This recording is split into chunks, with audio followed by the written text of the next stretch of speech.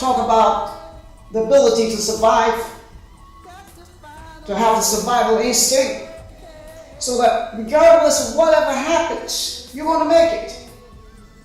Regardless of whatever happens, you know that within you can find that energy to get up and survive and do it another day. Yes, you're a human being, you're going to have pain, you're going to feel a certain way, but you've got to have that survival instinct. That regardless of whatever happens, you will pick yourself up, you will dust yourself off, and you will go at it again. You've got to have a survival instinct to survive. It doesn't matter what someone says or what someone does. It doesn't matter if your spouse leaves you, your girlfriend leaves you. It doesn't matter if you lose your job, because you don't know. There might be something way better around the corner. Might be a better spouse. Listen, as long as you have life and energy, as long as you're pretty healthy, you have a lot. We have got to get over the inability to not motivate ourselves. We have got to understand that what we truly need is the ability to breathe, air, and have clean drinking water, or maybe one meal a day. You came into this world naked, and you're not going to take anything with you. So if we can get off a little bit from thinking that objects makes us a better person. No, you can lose those things. You can lose the car, the house. You can lose the wife or the husband. But what do you have inside of you that allows you to pick yourself up and brush yourself off? What do you have inside of you that allows you to motivate yourself and to understand that, yes, it's kind of difficult right now, but tomorrow's another day. Give yourself a chance to understand that you're not, or you shouldn't be leaning on to your own understanding. A lot of negative things, or it might seem negative at a time, that eventually, if you give it enough time, you will see that it work out for your benefit. And so, don't be hasty to make judgments. Don't be hasty to think things. You should never think things into your hand. You should understand that there's a cosmic force that is above and beyond you. You have got to understand that the breath that you're breathing is a gift. It's so easy to be twisted out of shape and get caught up with the material things in life. And we got to get beyond that. We've got to start believing in ourselves again. Having gratitude is not always about yourself. It's not always about what you have and what you don't have. It's also about giving thanks for the people in your life, how they're doing, how healthy they are. And they're not sick. They're able to feed the kids or other things. Having gratitude is being able to give thanks.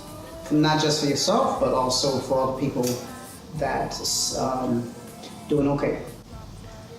We have a lot to be thankful for, and it's easy to look for the money in the wallet, the nice car. It's easy to look for a lot of that. But we do have a lot to be thankful for. We have good friends, great families, and one of the problems that we have here in America is that people don't look at other countries to see how difficult their lives are. We take so much for granted that we don't look outside because we're not there. We kind of look at our own world. Truth of the matter is, we have an extreme amount of things to be thankful for. I believe in opportunities. But I also believe that opportunities can come to you by lost opportunities.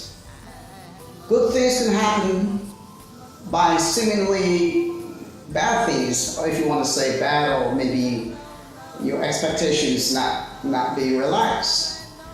You shouldn't always assume that because you didn't get what you were expecting, that's a bad thing. Oftentimes in life, that can result by you not getting what you were expecting, oftentimes you can end up with a much better solution, a much better opportunity. So it's important to understand that as you go through life, as you deal with relationships and love and jobs, as you come across or you are dealt a hand that you're not happy with at the time, you are not in a position at that time to know how it's going to work out. You're not in a position to determine that it's not in your best interest. And too many people in life today have a very thin skin. They are affected by what people say, how people look at them, how things turn out. You've got to build your skin, your layers of skin. You have to have a thick skin. And you've got to understand that someone's saying something to you. Why can't you take that? How do you know where they're coming from? Are you so thin-skinned that you have to react? Why do you have to react? Why not being proactive? Why not trying to see where the person is coming from? Could be your spouse, it could be your manager, it could be anyone. A lot of times you don't know what that person is going through. But if you have a thin skin and you take it personally, that's on you. That's not on your manager. If your manager, your spouse, your neighbor gets through to you, get through to your skin, and you're now all upset, you should be checking yourself to ask yourself, wait, what is this bothering me? But it's bothering you because maybe of a complex, or you're not sure of yourself. I always look at new recruits in the military where someone's up in the face and shouting at them, and they learn to take that. Because really and truly, they might find themselves in a situation later on in life where the guy that's doing that is on the opposite side then. So being able to have composure and to be able to take things so you can build yourself, so you can brush that off and not be emotionally unstable, make rash decisions. It takes time to develop that, and it takes time to analyze and to understand that the person coming at you might not even be in the place where you're at. They may not have what you have, the emotional, the love, the spouse, the friendships, and the kids. You don't know that. But if you know what you have, you smile, you can take that, because you should always be in a better place where you are. You should always be in this place where you know. And if you know that, as for example, if you have your Mercedes, your brand new 2017 Mercedes at home in the garage, but for the fun of it, you decided to take the bus, no one knows that your car is in the garage. So if someone look at you and they were to judge you, deep inside you know better. Deep inside you know your Mercedes is in the garage. So it's really a sense of awareness, a sense of knowing where you are at all times. If you have $500 in your wallet and you lost your wallet, now you're broke. But that doesn't mean you're poor. It's a sense of identity, a sense of knowing that lack of money doesn't make you who you are. Lack of resources doesn't make you who you are, because those things can be taken away. You are truly yourself with what you have inside, what you give to yourself, what you give to other people.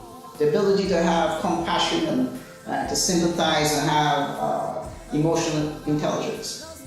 So, someone having a brand new car, it doesn't make them a better person. But in their mind, they probably feel good about themselves, and that's good. You know, it's good to have a new car and feel good about yourself. There's nothing wrong with that. But you should never get to the point where you think you're better than other people. So, in closing, if you can get to the point where skin is very thin, and you practice to take things and not become personal about it, not become defensive about it, and try to see things from another person's point of view. That's all good night.